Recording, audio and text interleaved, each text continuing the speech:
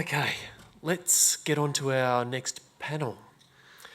This time, we've got around an hour.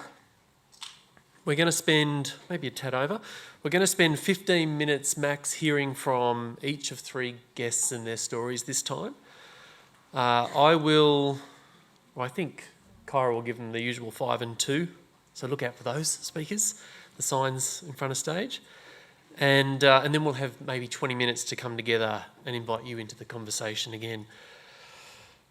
All right, let me introduce our first guest to the stage. We'll get them alternating out, given they're speaking for 15 minutes. They don't have to sit up here for the whole time.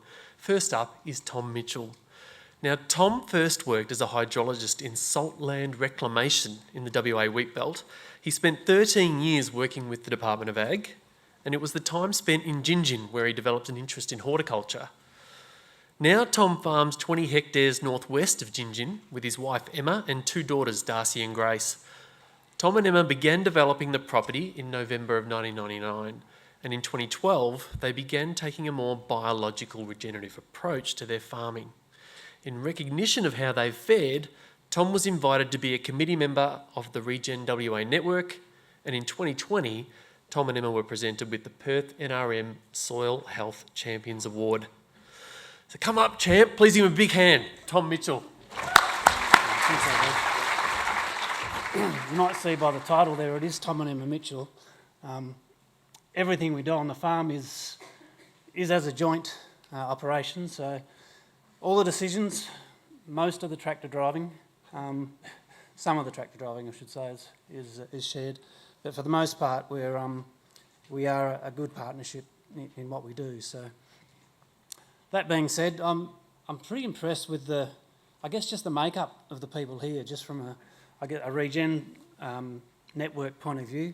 I'm seeing lots of younger people, and I'm thinking that perhaps the older I get, the younger the crowd's going to get.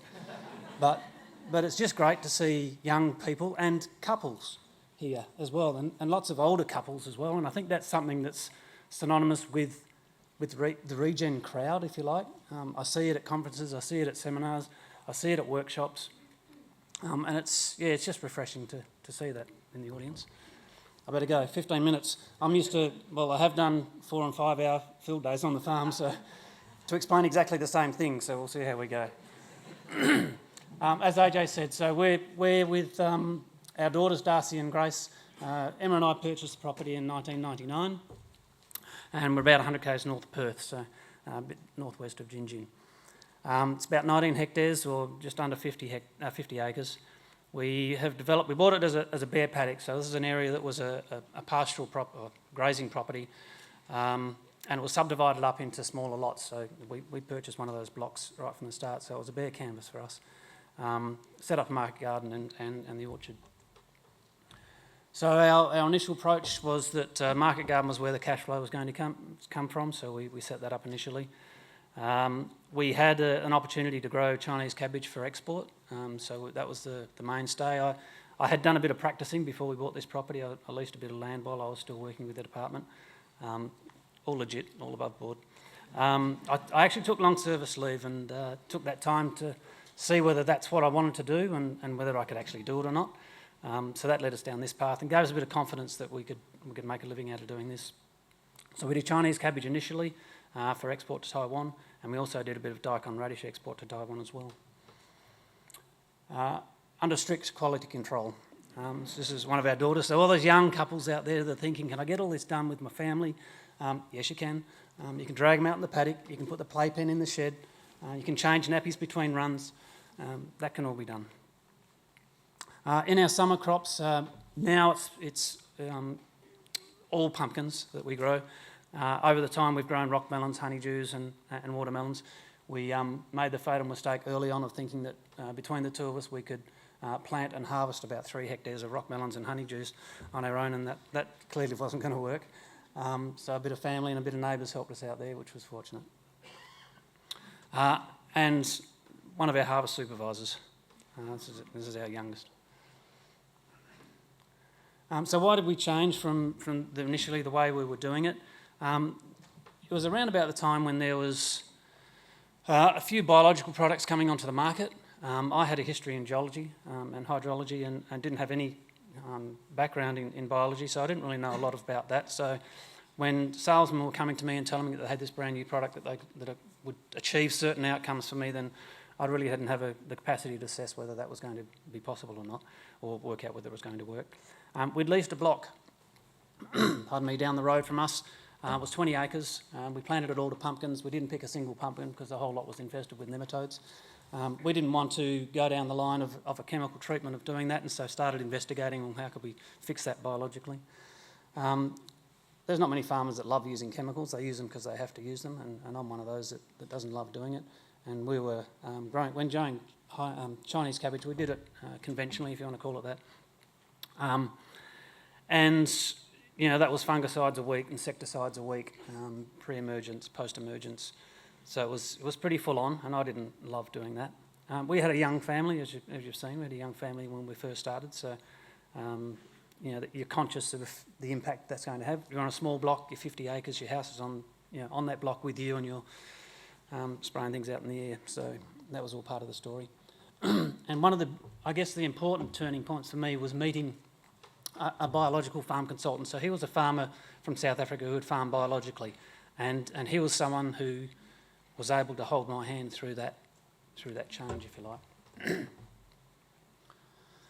How do we change? Recently, I think some of you have probably sat through Joel Williams' Folia N course that he ran earlier in the year, and one of the things he talked about was ESR and how that was involved in how you transition from a conventional system to a regenerative system. And it really sort of resonated with me. It wasn't a recipe that I followed, but when he talked about it, it was something that hit home to what we're doing. So the E part of that was efficiency. So it was how do we improve the efficiencies of applying fertiliser and applying water. And they're some of the things that we did to change.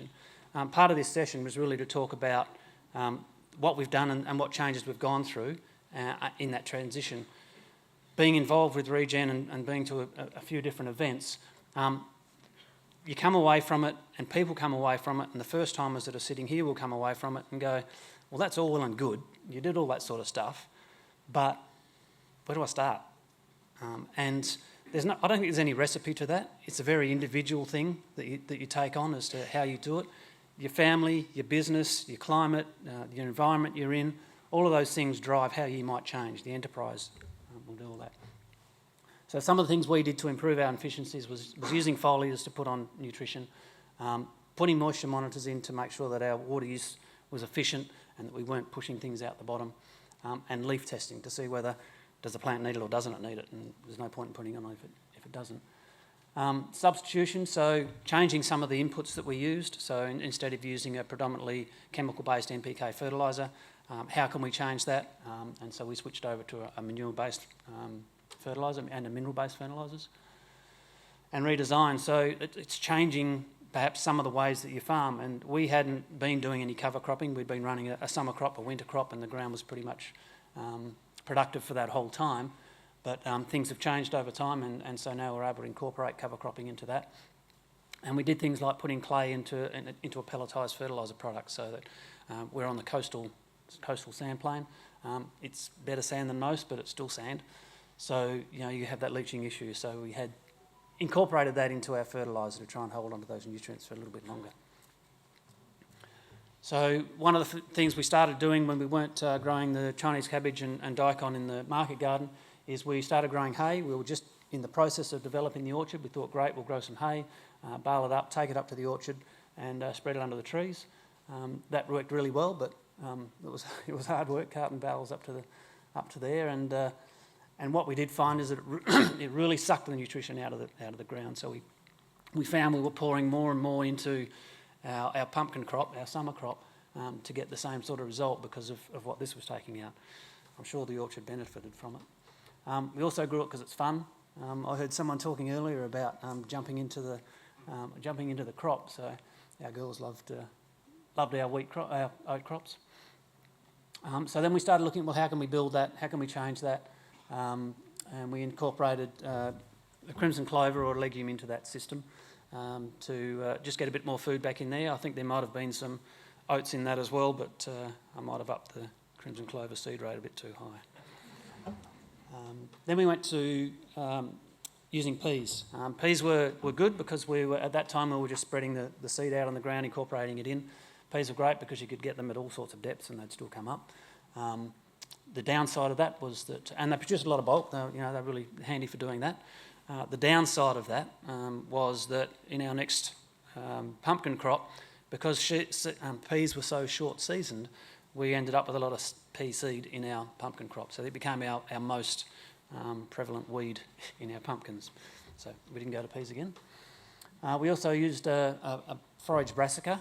This is a forage rape. And for the purpose of trying to get some penetration down into the profile. And it did a beautiful job of that. We had... you do get a bit of a compaction layer on the stands when you're rotary hoeing fairly regularly, and we had done that over the previous years. But these things were punching through that, and we were getting root systems snapping off at a metre. So they certainly get down there, and from that point of view, it's good to change the structure of the soil, but it was also picking up any nutrients that we might have lost in the previous crop. It was brilliant. What wasn't brilliant was that when you mulch a forage rape up into tiny little bits and incorporate it, all those bits germinate or shoot. And so it became our biggest nightmare of weeds in our pumpkins. And that's what we were doing there. We were actually weeding there. There are some small pumpkins that are at cotyledon stage in amongst that. Everything else that was there was forage brassica, and we weeded that 5 times. Because not only did they germinate above the ground, but they continued coming up from that sort of depth. So it was good fun. So we don't use forage brassica anymore, but it has its place. So oats, that's in there to form those associations, really good at mycorrhizal associations, really good at sucking up any leftover nutrients, and it provides the bulk that we want in our cover crop. Vetch, we started using vetch. Initially a short season vetch, not so good, set seed and was a weed. We used a longer season vetch now, and it's much better. The timing of matching multi-species cover crops is really important, particularly if you're incorporating or letting it go through that stage where you want to get the most out of the nutrition. You want them to have the most nutrition before you incorporate them. And it wouldn't be a Regen Conference if you didn't have pictures of daikon radish. So I'm just showing off with that. But, you can see our labour supervisor has matured as well. So tillage radish, often called tillage radish. Daikon is what it is. Tillage is a marketing name for it. So this is what we end up with. We end up with a multi-species cover crop. That's the one with the tillage radish in there, which has done a pretty good job. We'll incorporate that. So using the orchard mulcher, I'll just mulch that up into little bits. I'm going to speed up a little bit now. Before and after, so that's after it's been mulched. We still keep a lot of trash on top of the surface. Doesn't look like a lot, but we haven't had any soil lift from the property in since 2012, or when we started doing this cover cropping. And the important bit was to leave some of that trash there. Anyone with kids will know why that's a semi-automatic weeder. We were fortunate enough to have a little bit of help from DPIRD in that they lent us the gear and they dug the holes, which was handy, to put those in. So these are lysimeters, and this is a really important part of some of the work that we did later on. But initially our monitoring was focusing very heavily on leaf testing, so we were doing monthly leaf testings in our pumpkins just to get a picture of what was happening in our profile. Soil moisture was done on a daily basis. I adjust my irrigation every day. And putting in the lysimeters was just a way of assessing whether we were losing any of that water and nutrients out the bottom. And over the summer period that we had them in over the pumpkins, what we did show was that when we were able to manage the water, when we were able to irrigate, that we were able to control the moisture going down below the profile. In fact, we weren't collecting any water in the lysimeters. But when we had 65 mils of rain in February and another lot in March, that's when things went through. And I haven't quite worked out how do you control that. Pumpkin growing changes. So initially, as I said, we were using an NPK, chemical-based fertilisers, and at fairly heavy rates, so sort of 600 to 700 kilos to the hectare. Laws banned for cutworm. Didn't do any foliars back then. We had fertigation using nitrates, calcium, potassium nitrates, and up to 4 fungicide sprays. I knew I was going to struggle to fit all this in. So pre-plant fertilisers, now we use a pelletised chook pellet that has incorporated into it sometimes manganese because we have very high pH, but using zeolite in amongst that as well. Laws bound if it's required.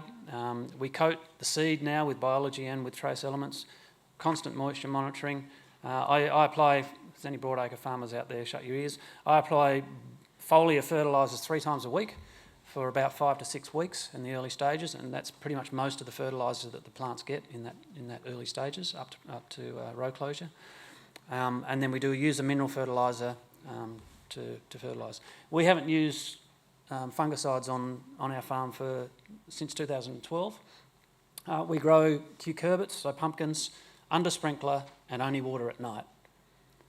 So that if there's any people out there that understand plant disease, then they're all the things you should do if you want to promote powdery mildew.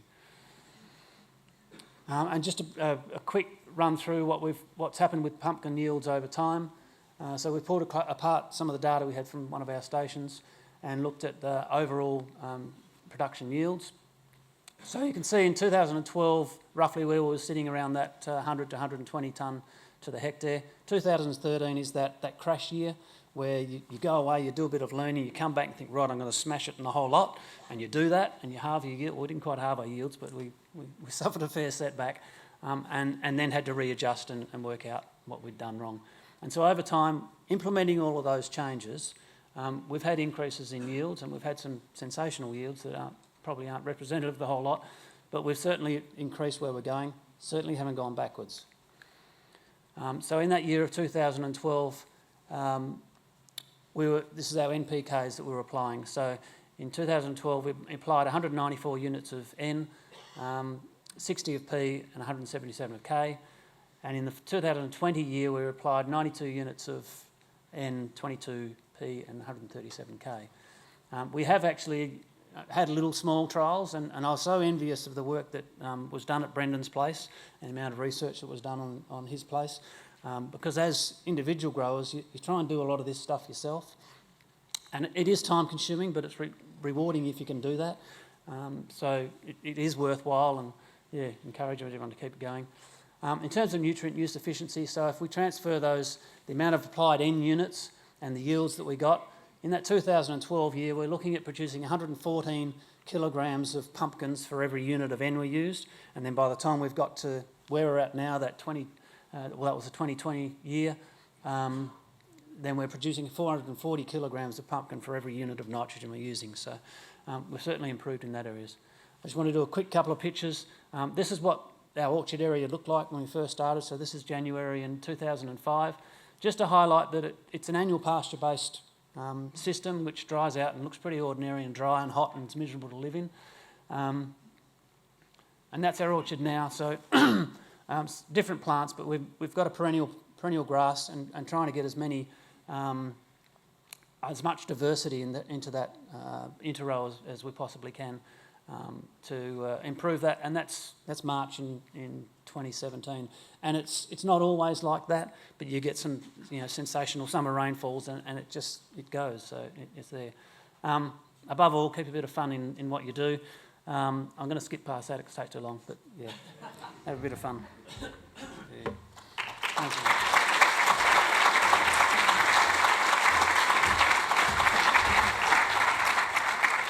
Thanks a lot, Tom. Yeah, it's interesting you ended with the fun thing. I was thinking as I looked at your orchard picture that for all the stats, rollability in your orchard along the ground might be a benchmark of success, and you're nailing it. Well done.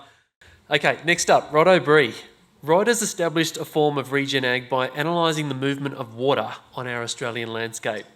What's been described to me as taking natural sequence farming to the next level. As owner and director of Yanjit Farm, Rod has spent the last 15 years developing simple techniques on his own property to mimic natural water patterns in a more rapid time frame than nature itself, to enable maximum productivity and agricultural health.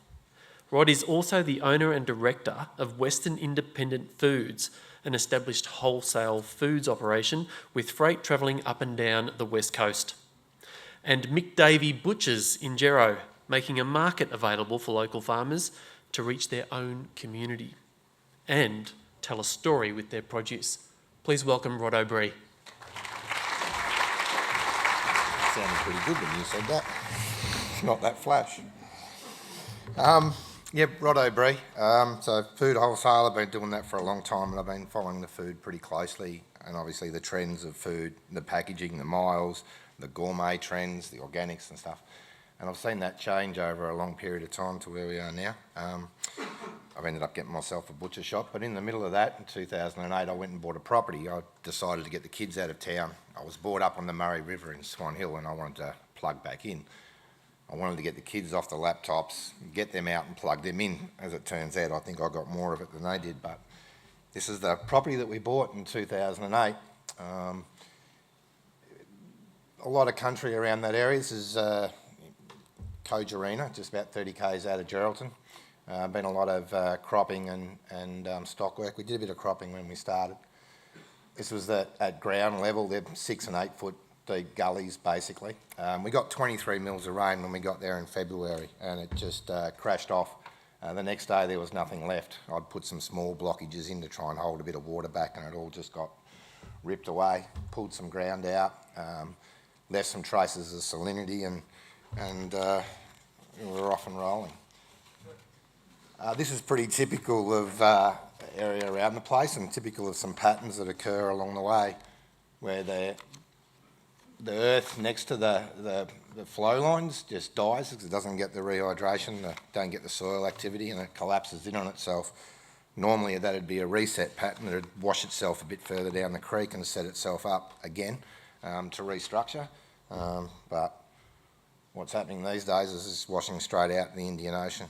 And we talk about the connectivity between your gut and your food health and your animal health and everything else, the connectivity between the landscape and what we're doing and the ocean. Breeding grounds there, the seagrass beds at the mouth of the rivers are getting destroyed. Prawning industries copped a flogging in Carnarvon recently from a very similar event that's wiped out a lot of stuff. So the connection of all parts, and this was something that we started working at how we were going to slow the water down, what we were going to do and how we got about it. I had some help. I got engaged with Peter Andrews, and Peter's not an educator, he's a great philosopher. As it turns out, a lot of Peter's knowledge that he got early days about water flow was actually indigenous.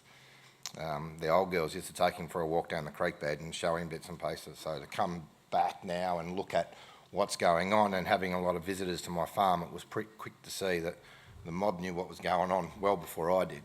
And so we started working with water, basically. Water's the founding factor in setting up a landscape and what it does. And we've got problems coming because the predictions are we're going to get a lot warmer days and we're going to get a lot heavier rainfalls coming through. So we need our landscape to be in one piece. This is a very basic video, maybe. I used this for another person's farm. He was trying to hold some water back or understand what was going on. We did a slight display. So it's an image of a river system he had that was about 10 metres deep.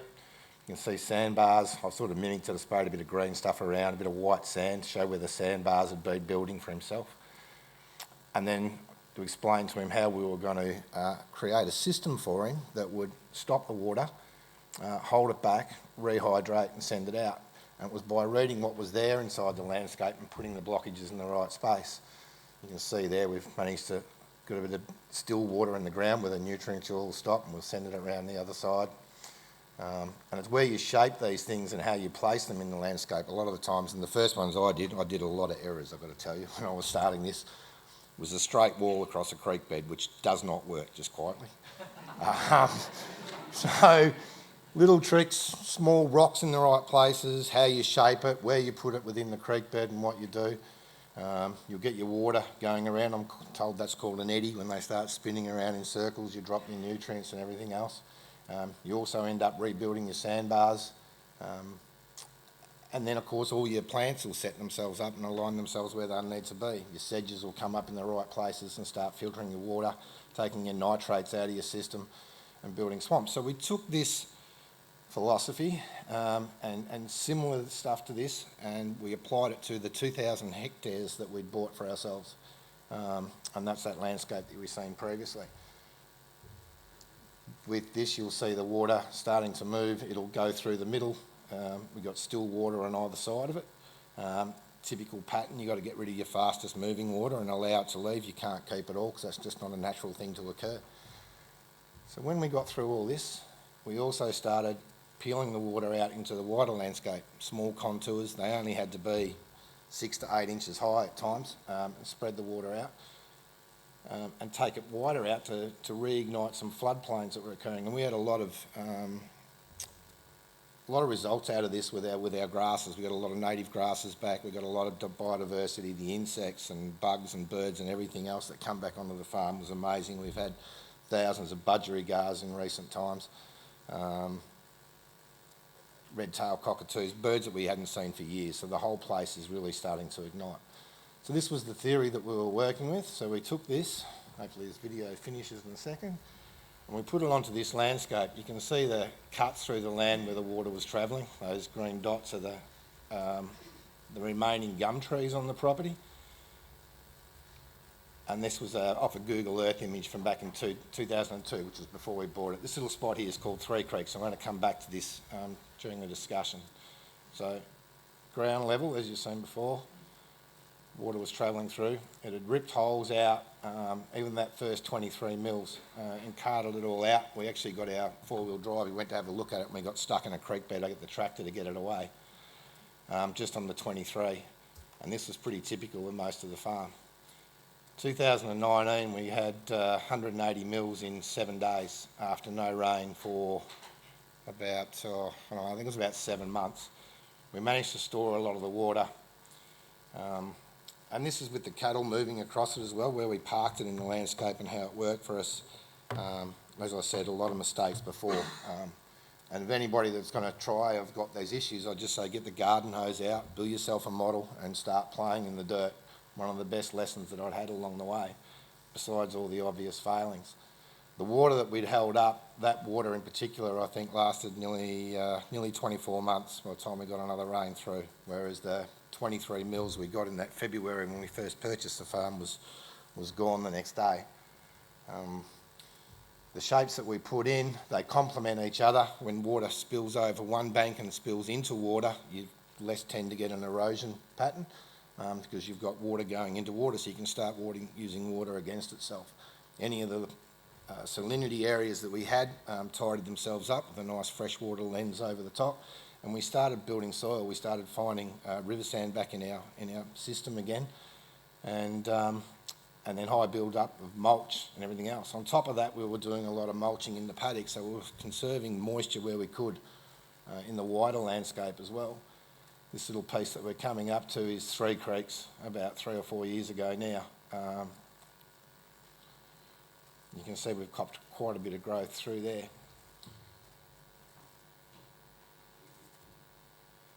On the ground, when you start slowing the water down, you get little sediment traps. You get self-seeding gum trees or everything else that's in that system popping up for itself, and it starts building and repairing. That's 2010 to 2017 with the sedges and everything growing at the back of the ponds and filtering the water system. The cutaway area that I showed before held water in that area just that little bit longer, rehydrates water going into the soil and travelling down slowly through the system. That was that Three Creeks area again, and you can see the difference in the 6 years that we did. There is some planting we did, as you can see the trees in line. The rest of it's all regenerated by itself. Three Creeks on the ground level in 2009 and then 2017. So we were quite astounded at the changes we were starting to get. We've actually got yabbies and everything in there now. We don't know where they come from, but they turned up. That was pretty cool. But it was stuff like this, where you'd see the ants would bring all the seed out of the ground. And every year at the moment, we'll get at least 2 to 3 new plant species turn up, indigenous grasses, bushes, whatever else goes on.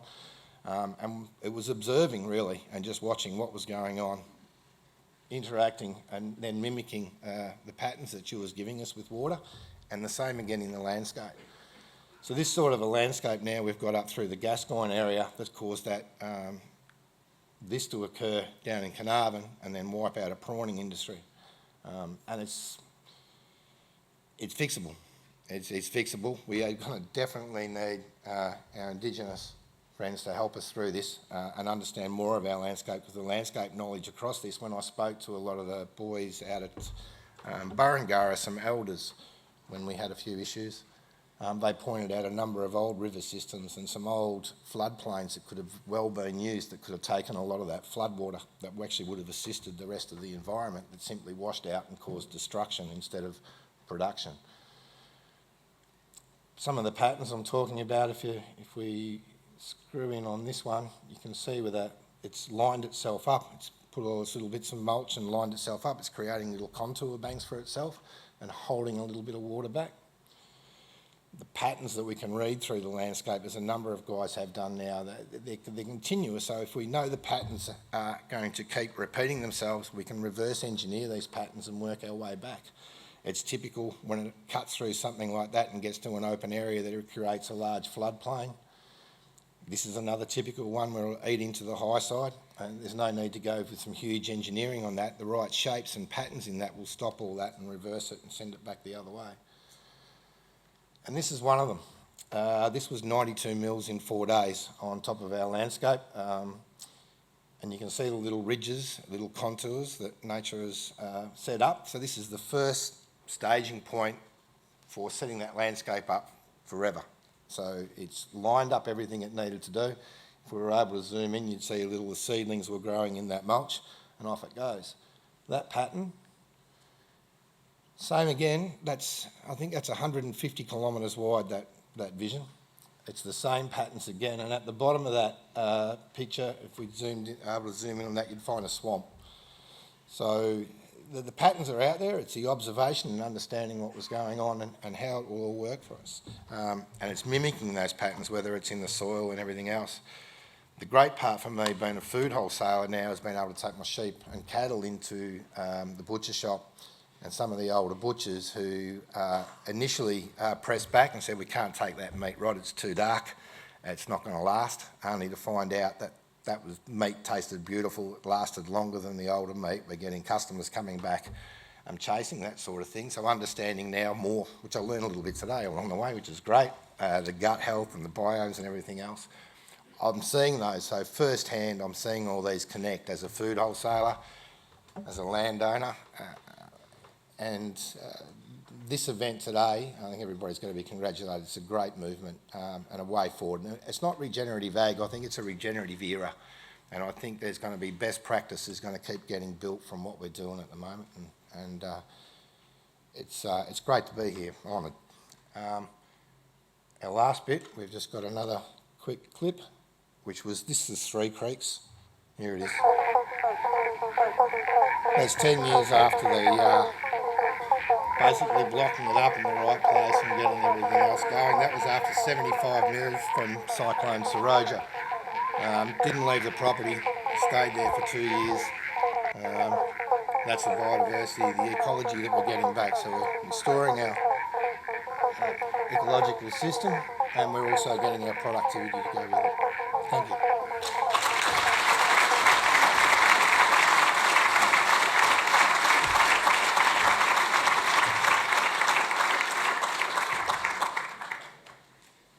Almost got all his IP. Geez, that is unbelievable. And to think of the scale this can play out over. We were just at Fitzroy Crossing when we were up in the Kimberley. Recorded a few podcasts up there that'll be coming out soon. And what hit me most, I mean, the amount of water and the rate at which it came through was all record breaking and took out the bridge, some of you probably know, but was the earth movement. There's stuff that wasn't washed away that's buried. And it just emphasises what Rod's talking about. This can play out across a state, a continent, and of course even beyond in these sorts of ways. And to think of the supply chain add-ons and so forth, yeah, potential through the roof. Stuff we could back more. All right, rounding out the Holy Trinity here, if you like, Jake Ryan is a regenerative vegetable and livestock farmer from 3 Ryan's Farm in Manjimup. His family farm produces cabbages, cauliflower, broccoli, kale, sheep and cows, and pasture-raised eggs, all the while building soil microbial diversity and cycling nutrients. His innovative approach saw him win the 2022 Award for Excellence in Diversification at the Australian Farmer of the Year Awards. Jake was also recognised among international peers when he won the Corteva Agrosciences 2021 Climate Positive Leaders Program. Bloody well done. Please welcome Jake Ryan. Okay. Right, well, thanks for having me. So my name's Jake Ryan and I'm a third generation farmer from Manjimup. So on our farm, we're rather diverse. So we do a lot of different things, but we're primarily a vegetable farm.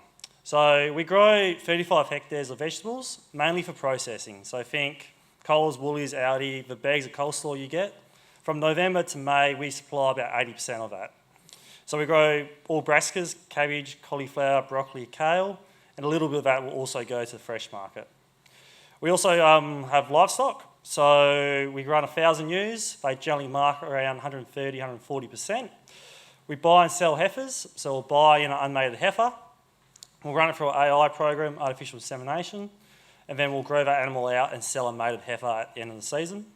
And we also have 2,500 pasture-raised laying hens. Seed crops, we do some seed bulking for different companies. When new varieties come out and they need them bulked, we'll do that. And grow our own pasture seed for personal use. So we seed the whole farm every year and we grow our own seed to get that cost down.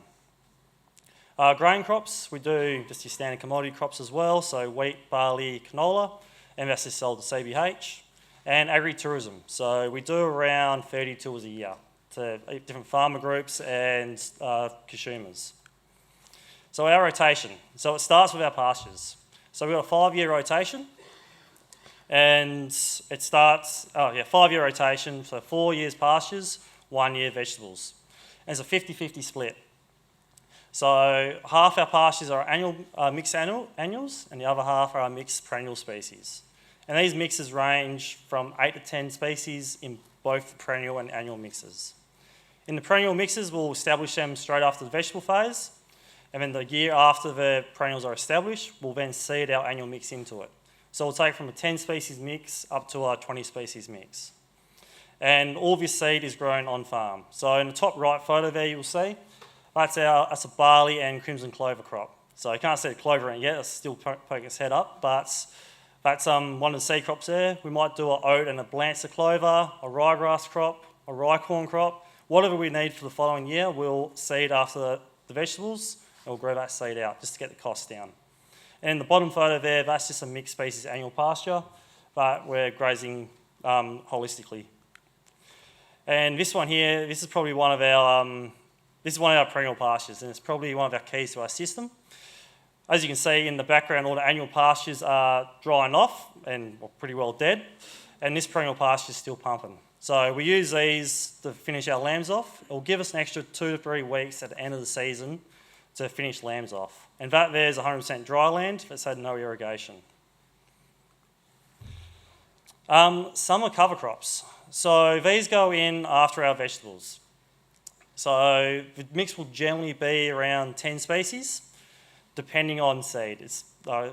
Seed can be difficult to come by, so the species do change, but it's generally like a sorghum, a millet, a sunflower, some lab, cowpea, and really whatever else we can source.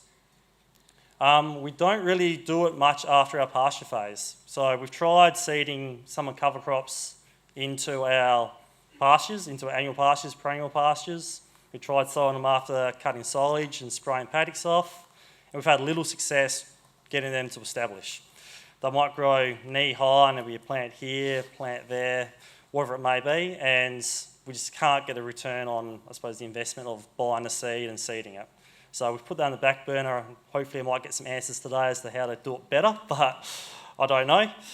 And we found after these summer cover crops, the following pastures and the crops also tend to struggle, I think nutrition-wise, and might be some sort of chemical put out by these summer cover crops, but they're always stunted, so they always require more nutrition. So that's just maybe something to keep in mind if you're going to try summer cover crops. Grazing management. So we started following Alan Savory's work back in 2018. And I suppose crowd's probably heard of Alan Savory and what he's done. It's pretty impressive. And this year's probably had the biggest impacts on our farm.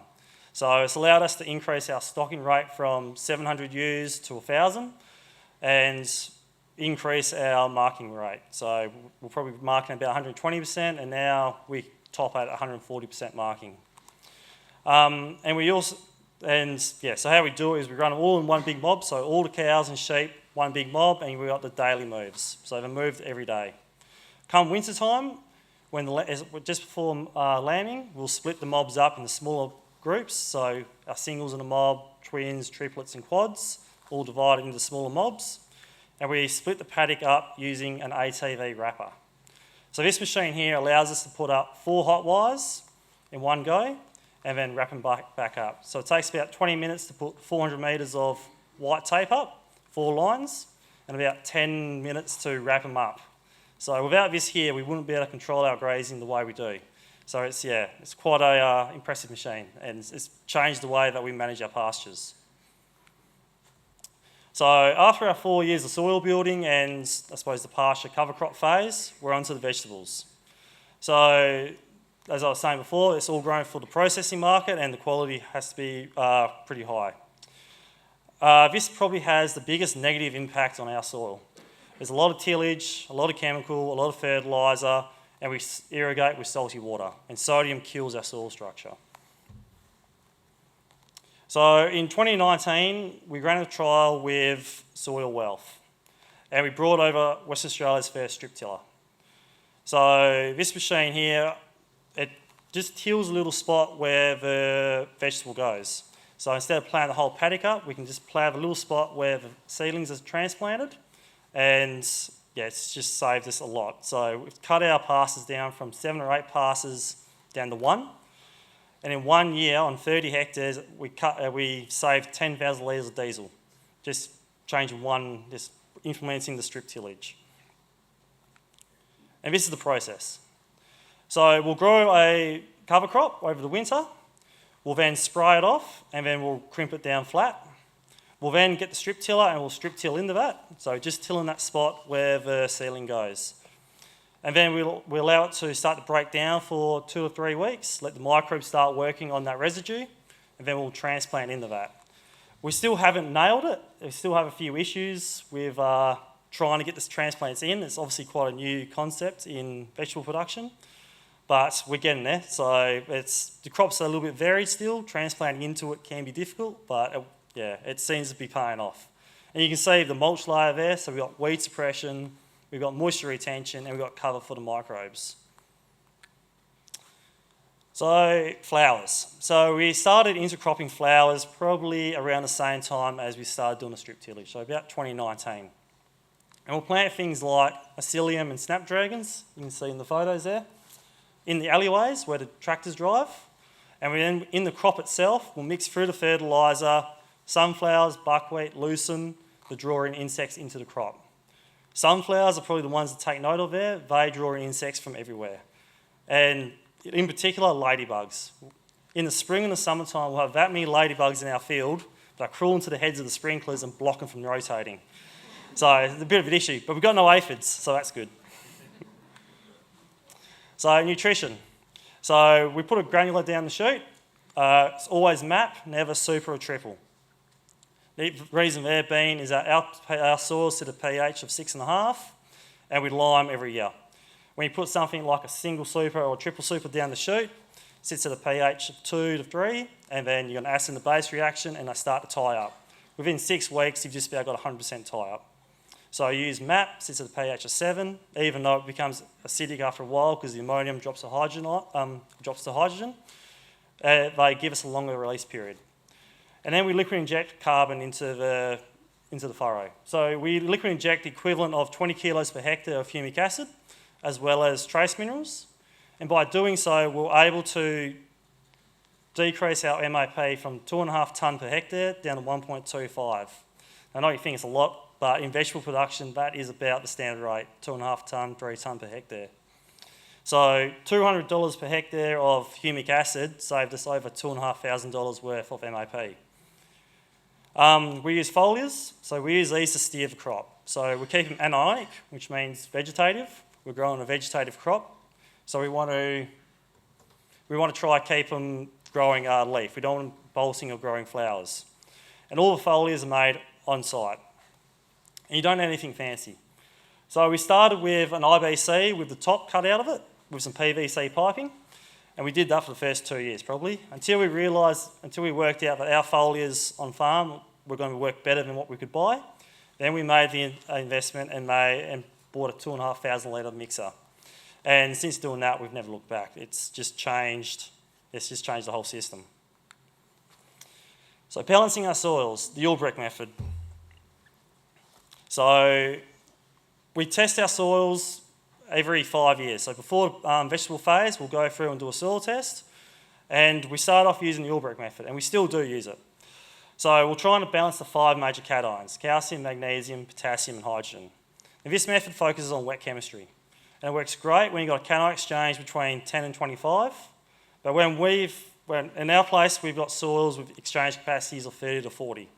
And what we found was that as we're building our soils up, we're always chasing our tail. As our exchange capacities increased, we're putting out 2 tonne of lime every year.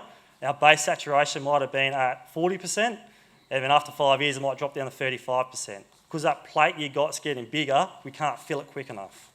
So it made me start asking questions. And then the other thing we noticed was that your soil test, sometimes you're best on paper or we're worst performing, and vice versa. So that also raised a few questions as to what we were doing. So then I came across a bloke by the name of Kerry Reams.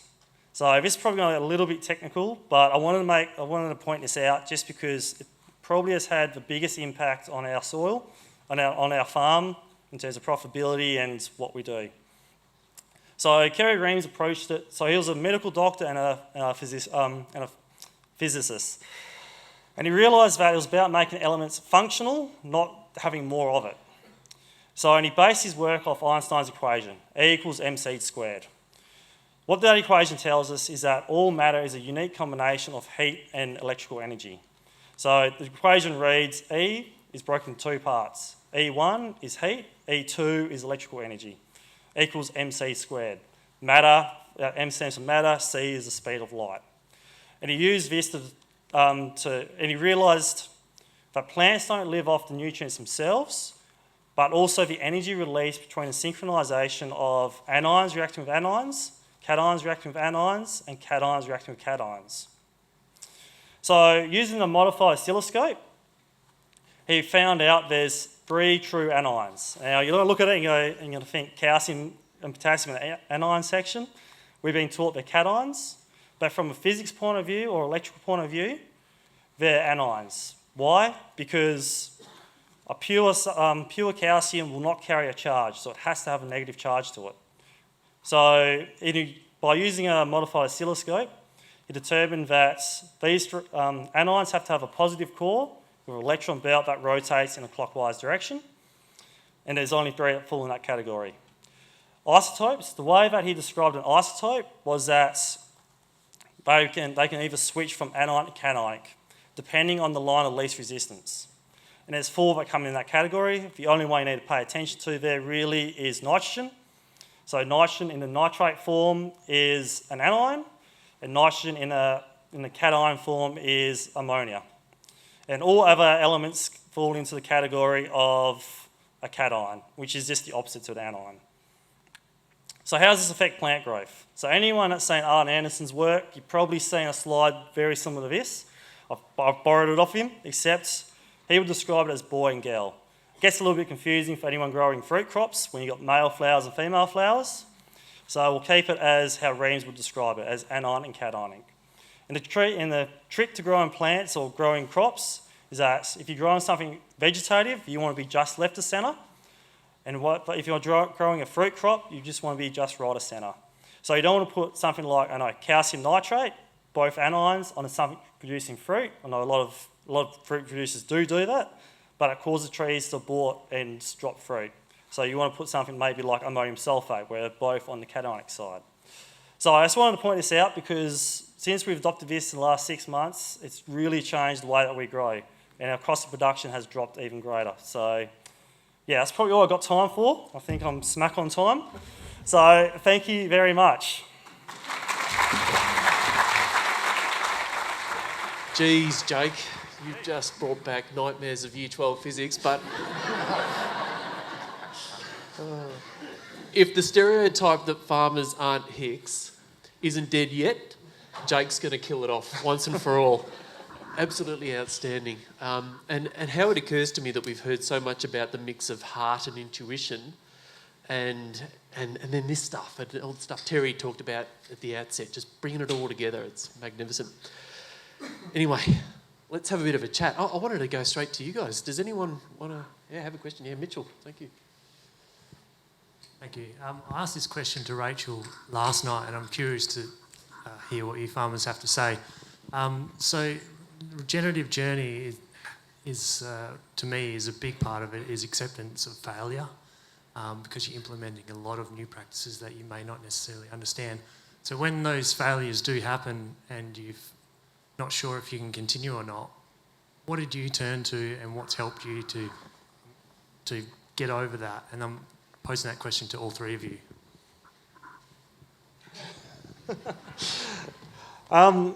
Yeah, so we fail a lot. Like, we've really had some big stuff ups over the years. But I know it's just part of the learning experience, isn't it? Like, if you don't fail, you don't learn. So I do sort of enjoy failing, but not so much that I go broke. But yeah, it's just part of the whole journey. And it's, yeah, if you don't fail, you're not going to move forward, are you? I think we've ridden the same sort of wave, I think, in that. But in terms of what do we turn to when we've failed, the slide that I didn't get to present on, which is sort of handy that you asked this question, was about how we transitioned and what I think was most important.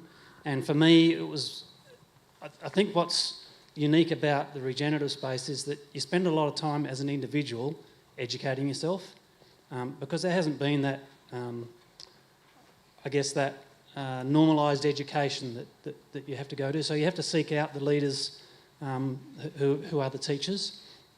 And that's really important, because you need to be able to go back after a failure and try and work out what it was that failed. And we had that big crash in the first year after we started. And it was really important for us to be able to look at what we'd done and be able to assess that ourselves without someone else telling us what we'd done. That's just such a critical point for me. It'll get to the point where this sort of stuff is normalised, and we won't have to have these sort of things to educate people. But we're not there yet, and yeah, we've got a bit of work to do in that area. But yeah, self-education at this point for me was the most important. They're not failures, they're learnings. So you've got your language wrong, unless you keep doing them. So the only thing I'd suggest, and particularly with water, is just do a little bit at a time. Just keep experimenting. Look, I ploughed in and did the whole bloody lot in one go, which was silly. But I just keep hitting away. They're not failures. I think they're learning. Observation is your strongest power that you have. Anyone else? Sprayed Yep. before you crimped. We use Basta. What was that? Basta, which is... Glufosinate. That's the one. So yeah, we haven't used Roundup in our place for probably 20 years. Dad went off of it, so the only reason we went off Roundup, which was probably before the human health stuff came up, was that it started stunting our vegetable crops, and we couldn't work out what was going on. The vegetables were, every year, getting poorer. This was back when I was bloody still at school, so Dad and my uncle came up with this. And then they realised an agronomist from, it might have been South Africa, came across and said, it's Roundup that is stunting your crops. So then we end up moving to Basta, and we haven't had the same problems. And each year the crops are getting better, I suppose, as it's breaking down. Can you just explain Basta? I've never heard that before. It's a group N, and I think how it works, instead of targeting the shikimic pathway like glyphosate does, it targets another amino acid, glutathione, I'm pretty sure, and prevents the plant from producing that. So I think at a molecular level, it's a manganese chelator, same as glyphosate. So it's similar but different group altogether.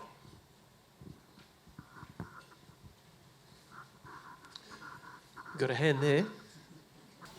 This one's mostly for you, Jake. You're obviously not your average veggie grower supplying Coles and Woolies, and you've been able to reduce your emissions a lot in the way you're producing veggies, reducing nitrogen use or that, and you're getting those benefits on farm and the productivity. Mm-hmm. But are you getting rewarded down the supply chain as well? Is there any benefit to what you're doing? No. So, yeah, no. So we don't get a premium for doing what we're doing. We're trying to become more profitable ourselves by cutting costs and increasing yields through hopefully doing things in a more natural way. We do a little bit of marketing ourselves, as in selling our own produce under our own brand, Three Rhines. So we sell all our pasture-raised eggs under that. We also do a cauliflower rice product. So cauliflowers, if anyone's ever grown them before, they're not a real high yielding crop for the fact that a white head shows every blemish, sunburn, bug mark, and as soon as it has a blemish, it's no longer graded as a premium or first grade. So they normally go to waste. So we ended up just blending them up and putting them in bags and selling them as cauliflower rice. But in terms of price premiums from, I suppose, the chains, no, we haven't really had anything. Sorry, this is to Ryan as well. Two-part question. Do the chickens play a part in pastures or the horticulture that you're growing? And second part of the question, is there 3 Ryans? So the pastures, yes, the chooks are part of that for sure.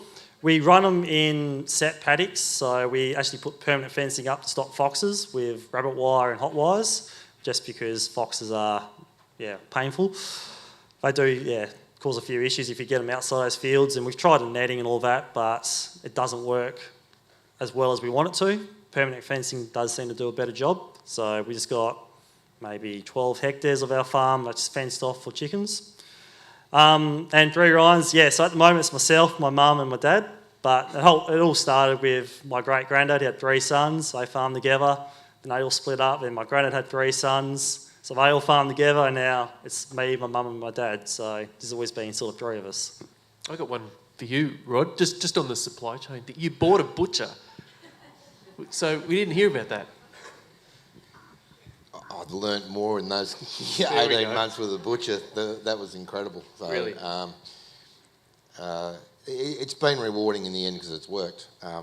But the reward's been back on the meat, the comments that we've had. A number of other farmers now have said, hey, what can I do to get more products in your shop?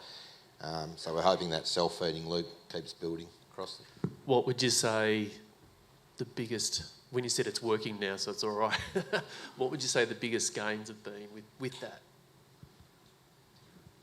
I think a bit of momentum, a bit of confidence and everything else just to pick up and go and then double down a little bit on what we'd done. So feed back into the farm, put some more back into that. So, and interaction with the community at the other side, you alluded to that a bit, but I wonder how that's brewing. It was certainly different. I don't think weeds and bits and pieces were really well received where we were farming. So, but I have noticed recent times I've had a number of those people come back and ask a few questions on bits and pieces. So it's just a change in time, and I think there's acknowledgement now that we need to change our practices to move forward. I'll keep going if... No, there is... I'll hold. Thank you. Just continuing on with the butcher shop, it's often when you're driving through regional towns, you'll see one of the shops that is boarded up or has the for lease sign is actually the butcher. And so for me, I often think that's a skills shortage, people not so interested. And I wonder whether that is a misconception, if there's a different challenge that I'm not aware of, and have you found it challenging to find butchers to put into your stores? Definitely, staff shortage is a major player in that, and I think the butchering game's been devalued highly by the bigger supermarkets on how they've done it. I sort of feel now, though, in being a food wholesaler for such a long time, watching the meat that gets put on the shelf there compared to us bringing it in, hanging it for a week or 2 weeks if it was cattle, cutting it up, keep working it that way, not into plastic bags to let it develop. I think that's showing a quality, and then to do the grass-fed and then organic or naturally grown, I think with a rich biodiverse pasture, I think that's helping as well. So I think that might actually bring butchers back into the fold a little bit, and we're finding that. That's really interesting. It echoes, by the way, I'm seeing hands shoot up, which is great, but it echoes some of what Laura Dalrymple from Feather and Bone in Sydney was saying at the RCS conference a year ago, that the craft of it, if you like, it's not just hack work doing it this way. So the craft of it comes back and it engenders that passion for it again, which is something that Jeff Powell and Michelle McManus have found with their chickens just up the road here at Balin up to it. It excites people. So it's interesting to hear that's your experience as well. Yeah, where are we? Oh, speak of the devil. Yeah, I just wanted to drop a quick couple of numbers in there. So we talk about butcher shops. So in 2000, we had over 10,000 butcher shops in Australia. We're down to under 3,000 now. In 2000, we had about 3,500 new apprentices start that year. By 2019, that number was down to just under, I think it was 1,100, 1,200. So when we talk about skills shortages, we're losing not just apprentices, not just butcher shops, we're actually losing knowledge capital on how to be an artisan butcher. So this is a question that we're sitting with in our region as well. So in the southwest, we had 54 small abattoirs operating in 1992. By 2004, they were all gone. So family-based abattoirs. What Laura said too a year ago was that, a bit like we heard in the audience last night at the film, that all the different groups that could be ambassadors, if you like, or that we could engage with about this stuff. But Laura said butchers should be the primary ambassadors of Regen Ag if we can reach them and connect with them. Of course, we have, or buy them, I suppose, take them over, whichever way works. But there's such opportunity there, which is clearly win-win because they're disappearing. So, yeah, that doesn't work. All right. Yes, hi. You guys were talking about different measures that you have done, like, the landscape assessment that RAD conducted and the different practices that Jake was mentioning. And anyway, all of them, I want to know if you have measured or if you have already implemented vegetation shelters or revegetation in your land. And if you have measured the improvement in the productivity of the soil because of that tree planting? Done a bit, yes. And so noticed a fair bit with heavy dews and things like that, where that was falling and keeping and moisture gathering, the daily water cycles and the shelter belts had come in and the productivity for the cattle and everything, not measured as such in a scientific. You're the second least scientific most person in the room, Heidi. So I haven't done any of that, but by production and where we were going and our cattle numbers that were coming through and being able to turn sheep off in February or cattle off in February and stuff like that was our measurements. Yeah, well, we were pretty lucky. So when our farm was cleared, my great-grandma made the boys leave a strip of native bush in every paddock. So we got these natural shelter bushes that are probably, I don't know, Dad always called them a nuisance until we realised that they actually are quite handy. So now we've got natural strips of bush for our whole farm, so which were left there from clearing. So we're pretty lucky that we don't actually have to replant trees. Everyone pushed them all out and now they're all replanting them, so saved us a job. Who did that? Your grandmother? My great-grandmother. Your great-grandmother. That's not the only story I've heard around these parts in particular, where it was the woman of the house who saved things. And indeed, that's one of these stories is how we come to know apples like Pink Lady. It was Williams. Can't remember. Maybe people know in this audience. Who was it? You know?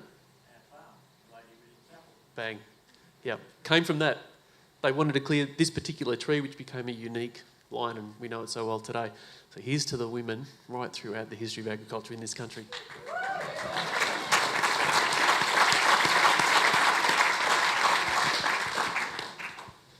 Just a question, because livestock producers and horticulturalists are often at the mercy of our supermarket chains.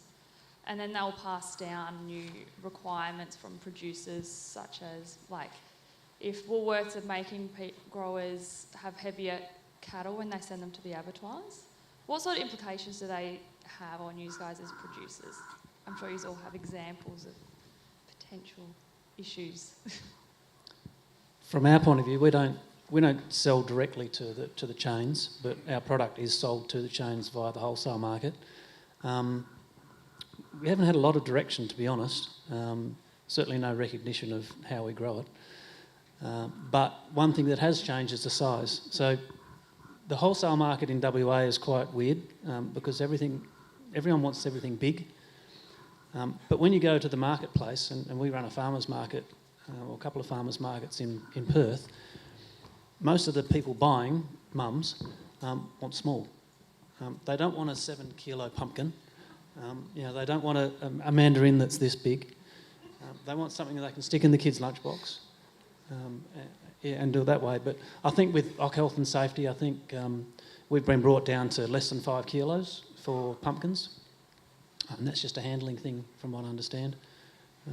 So that's how it's impacting on us. But that disconnect between what we see at the wholesale market and what is at the retail end, I don't know who's not talking to who, but the buyers still seem to be buying big and they pay the more money for the big. But, yeah. So for me, we just went straight to market. So it was off the paddock and into the butcher shop or into the food wholesaling system. And we're starting to get the demand that way. So we'll just gauge that ourselves as we go. Tom, hang on a sec, Barry. I just want to go to Tom with this. Tom, would you appreciate more direct-to-market opportunities, or it's not really relevant for you? I think what it does do is it gives you that capacity to control the supply chain, and we've never branded what we grow, and we've never labelled it as being regenerative, other than what we sell at the farmers market, where we have complete control over the harvest, the transport, and the selling, and we can tell the story. We look after the product. We pick it the day before people eat it, and that's really important. If you sell through the wholesale market, you have no control over that supply chain from your place to the packing shed, to the transport from the packing shed to the wholesale market.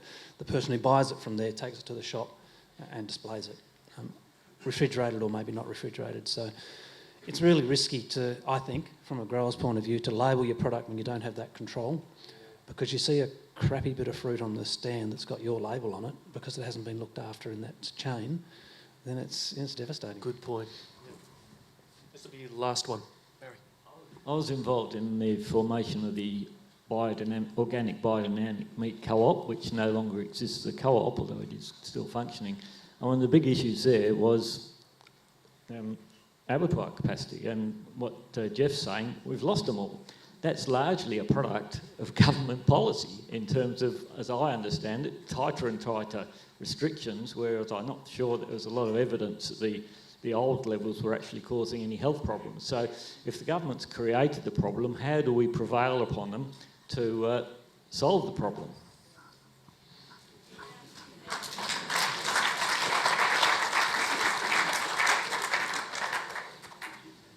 Great question, because there's massive shortfall at the moment on getting stock through, and ourselves, we won't be able to get stock through for the next 4 or 5 weeks. I had to drive one batch down to Gin, pick them up, take them to Perth, get them turned around, bring them back to Geraldton, which wasn't ideal, but there's major issues with the abattoirs across the state. We're going to hear more about this topic tomorrow. For now, please thank these amazing blokes. Great to hear your stories. Tom Mitchell, Jake Ryan, Rod O'Brien.